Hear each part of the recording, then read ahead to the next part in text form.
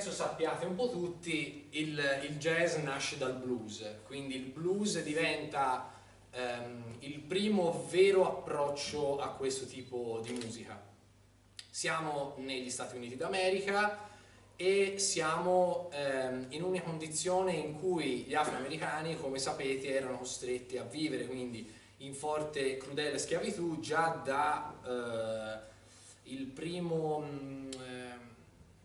schiavo, sono i primi schiavi presi veramente in schiavitù ufficialmente risalgono al 1619, quindi già diciamo quando l'America è stata scoperta cominciarono già a essere deportati negli Stati Uniti e come sapete invece l'abolizione della schiavitù si ebbe a metà dell'Ottocento, quindi comunque è stato un periodo molto lungo, fin troppo lungo, e in questo tempo, chiaramente non all'inizio ma verso già la fine del Settecento, l'inizio dell'Ottocento, queste persone che erano costrette a lavorare dalla mattina alla sera cominciarono a creare una sorta di canto, possiamo dire, ma anche con dei rumori, quindi grazie al ritmo del proprio lavoro nei campi, che erano costretti a sostenere tutti i giorni, creano una sorta di proprio stile musicale che inizialmente, diciamo, verso la seconda metà dell'Ottocento comincia un po' a stabilirsi e a chiamarsi spiritual, quindi sono le prime piccole forme musicali che poi danno vita al blues e a tutto il panorama del Novecento. Questi piccoli brani, che sono un po' come potevamo considerare noi i nostri canti gregoriani, quindi chiaramente non c'era niente di scritto, era tutto molto semplice e era soprattutto tutto basato sull'improvvisazione, chiaramente basato sull'improvvisazione, quindi cercando in qualche modo di darsi dei ritmi mentre lavoravano, quindi raccogliere il cotone e porlo nella cesta o comunque lavori più meccanici, quindi comunque sempre molto ripetitivi. Questo stile, possiamo dire, di improvvisazione musicale, chiamiamola improvvisazione musicale, chiaramente ha forti radici nell'Africa, specialmente l'Africa occidentale, quindi la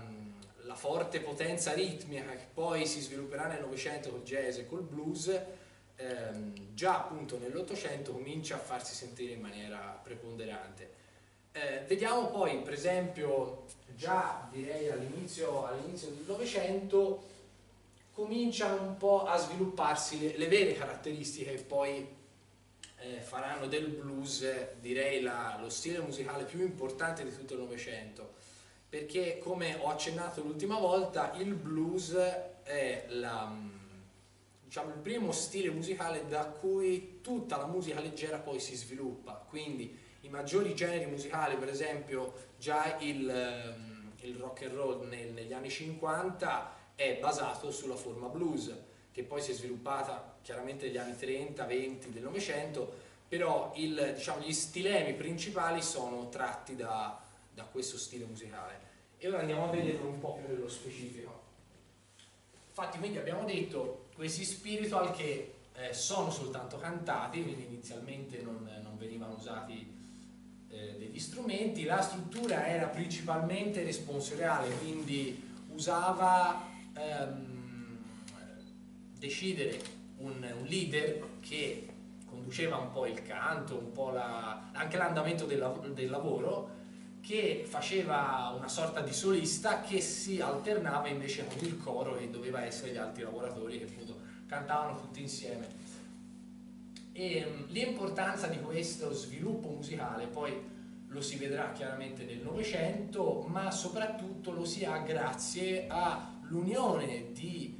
questi stilemi che ho detto provengono dall'Africa, quindi soprattutto direi la forte ritmicità che questa musica poi avrà. Queste caratteristiche si fondono successivamente con le caratteristiche della musica colta europea, quindi si ha in sostanza tre punti fondamentali. Uno è quindi le caratteristiche della musica africana, quindi forte ritmicità, utilizzo massiccio delle percussioni, che poi si svilupperà con l'utilizzo della batteria come strumento principale, la commistione di queste caratteristiche con le caratteristiche invece della musica colta europea, quindi possiamo dire la musica, immaginatevi la musica della fine dell'Ottocento a cavallo del Novecento, quindi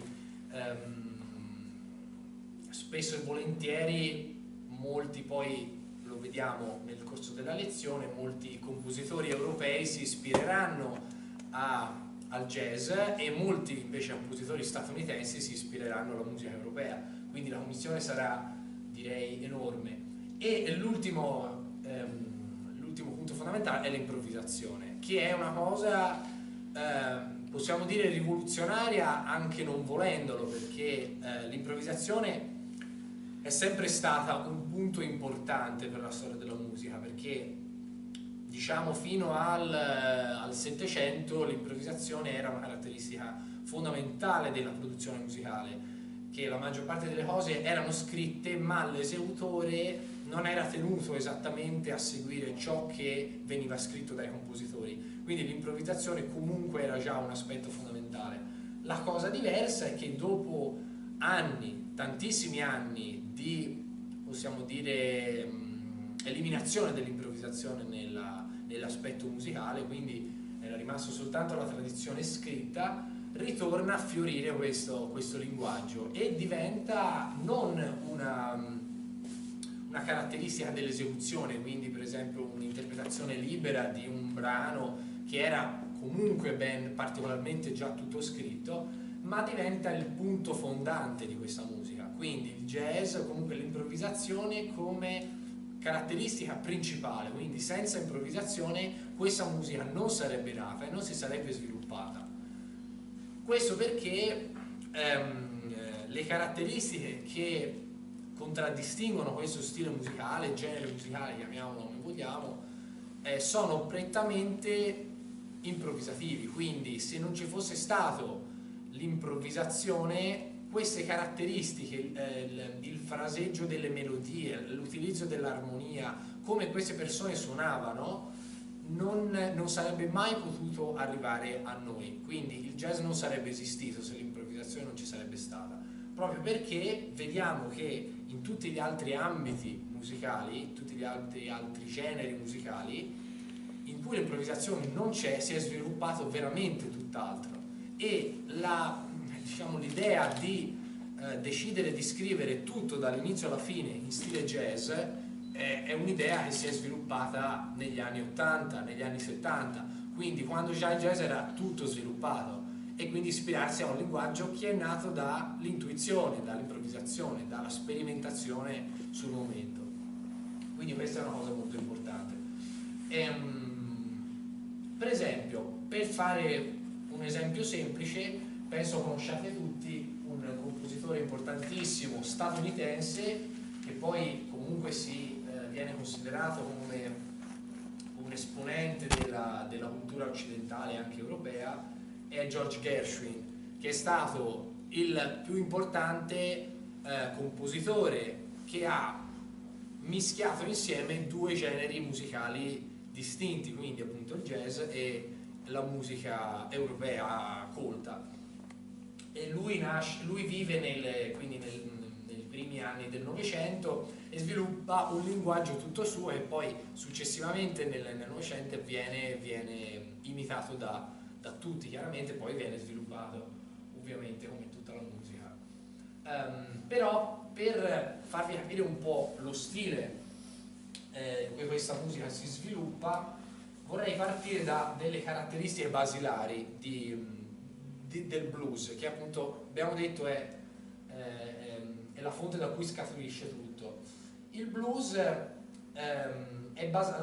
caratteristica principale del blues, che poi si contraddistinguerà in tutti gli altri generi, quindi come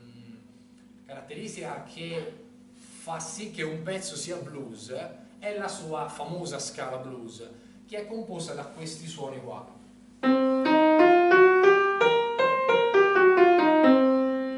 Quindi è una sorta di scala a 5 suoni più 1, che è un suono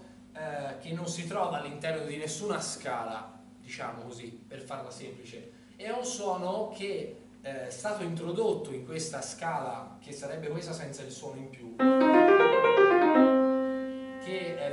viene chiamata scala pentatonica, che comunque viene usata già da tantissimo tempo e da tantissime culture. L'introduzione di una nota in più, che è questa, fa sì che questa scala diventi appunto caratteristica di un genere. Un'altra cosa interessante, oltre a questo, all'utilizzo massiccio, direi veramente massiccio di questa scala nel blues, quindi che oltre al ritmo molto preponderante, molto incalzante, la caratteristica che contraddistingue il blues appunto è questa scala. E l'altra cosa interessante è che questa scala non è una scala europea, ma deriva dall'Africa, quindi l'andamento melodico che questa scala poi ha sviluppato nel corso del Novecento è un andamento che è nato grazie alle influenze africane che sono state portate negli Stati Uniti e poi si sono sviluppate nel corso della storia.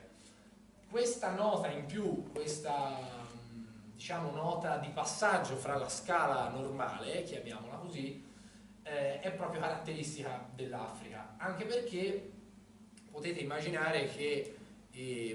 chiamiamoli i cantanti dell'epoca non avevano una ricerca né timbrica né dell'intonazione, quindi era tutto molto vago, e questo suono in più a un certo punto è stato stabilito dalla storia, perché via via si sentiva una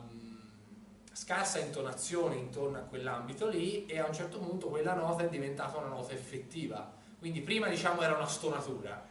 era considerata come una stonatura, poi a un certo punto a forza di sentirla è entrata nel panorama musicale e quindi è diventata una nota in più. Altra nota, diciamo che possiamo dire aggiunta alla scala normale o comunque alla scala blues, è questa, e la faccio sentire completa.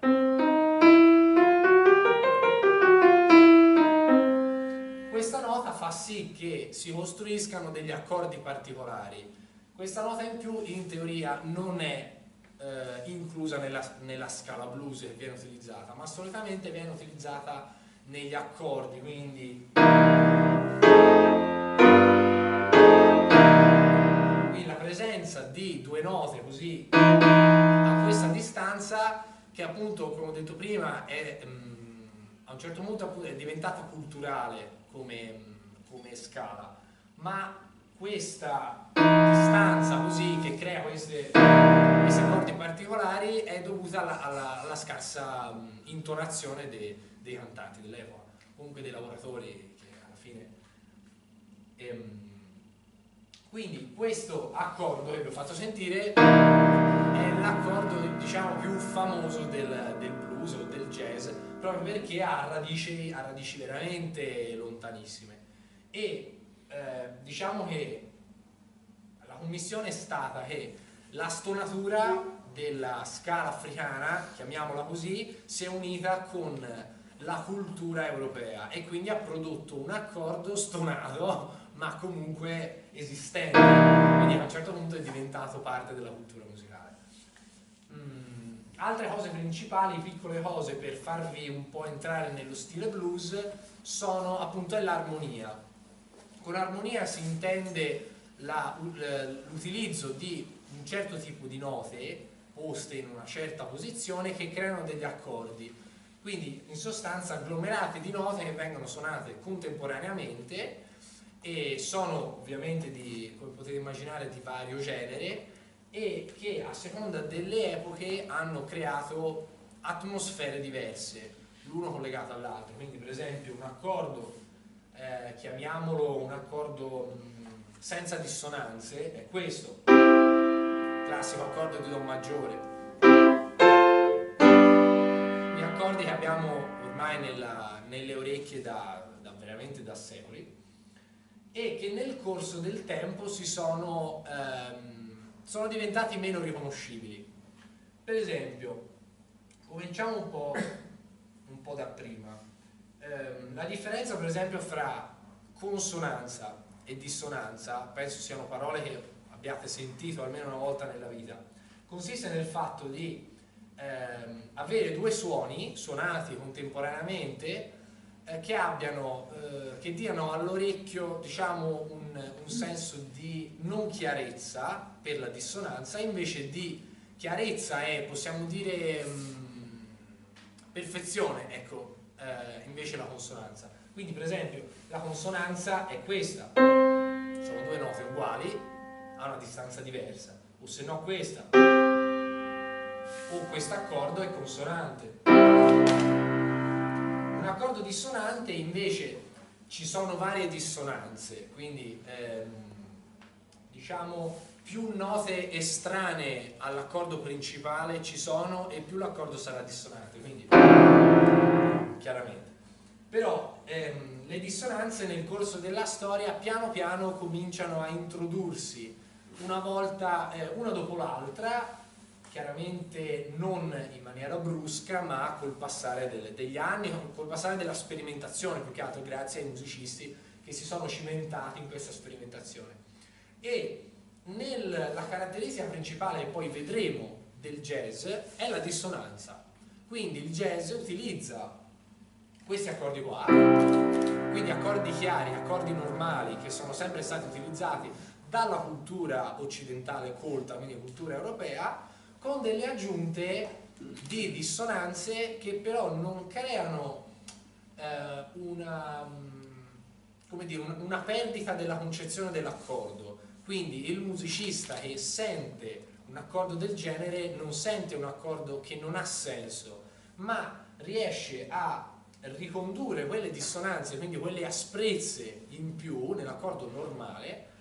ad un accordo esistente, quindi a qualcosa che ha una sua valenza, ha un senso. E la caratteristica principale, appunto, per esempio ho fatto sentire questo accordo, è la dissonanza, cioè che presa così non ha senso, ma così sembra un accordo normale, ma non è questo. Questo è molto più chiaro, molto più aperto. Questo ha un che di oscuro, malinconico, qualcosa sta succedendo.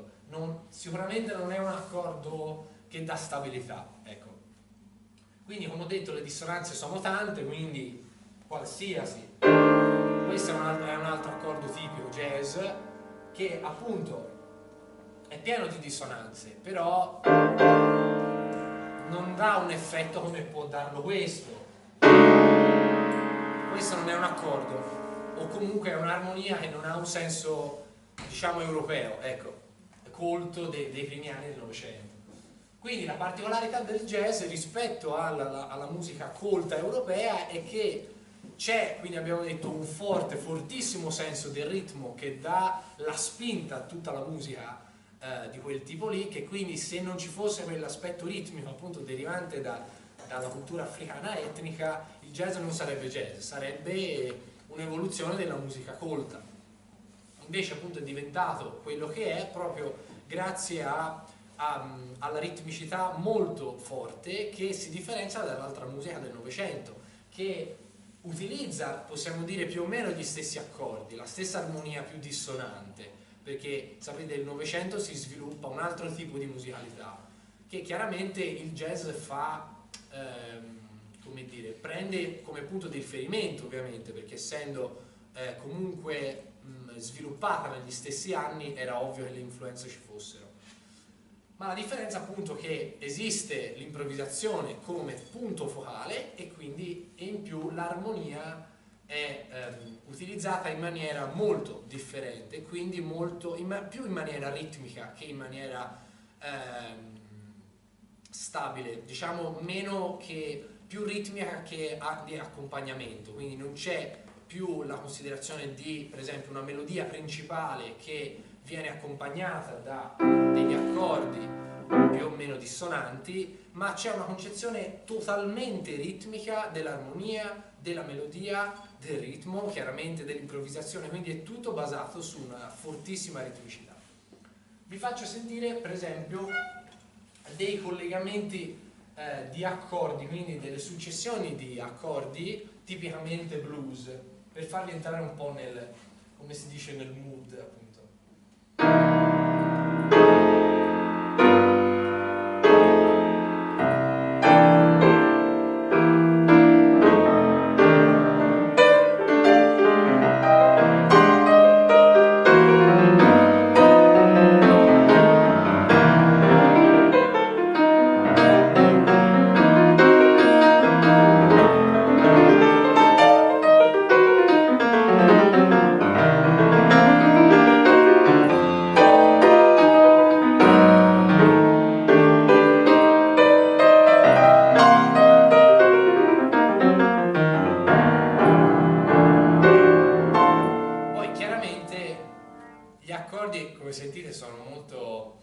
cominciano ad essere molto pesanti, perché appunto avendo tutte queste dissonanze interne, comunque la conduzione, diciamo, del linguaggio si riesce a capire, non c'è una... l'orecchio non riesce a perdersi, perché appunto se la musica fosse in un altro modo, comunque dissonante, quindi...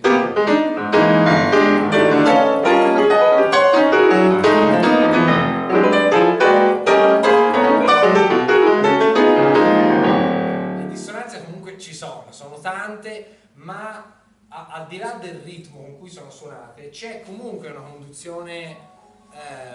possiamo dire appunto colta, possiamo dire europea, ecco, che è riconoscibile in qualche modo. Quindi questa successione di accordi